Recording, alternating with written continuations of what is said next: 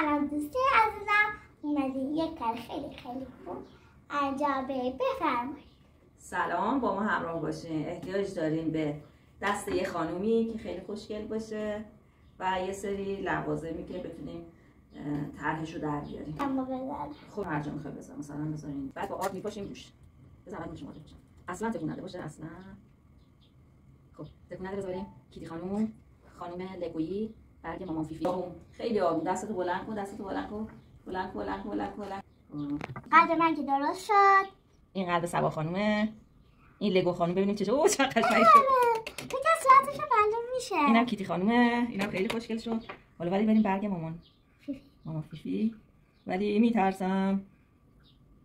چی داشته؟ برگ مامان فیفی داره. وای خیلی قشنگ شد. حرف مامانتون رو گوش بدین تا بتونین مامانتون رو گول بزنین که این کارهای خوشگل رو براتون انجام بده. فعلا خدافظ.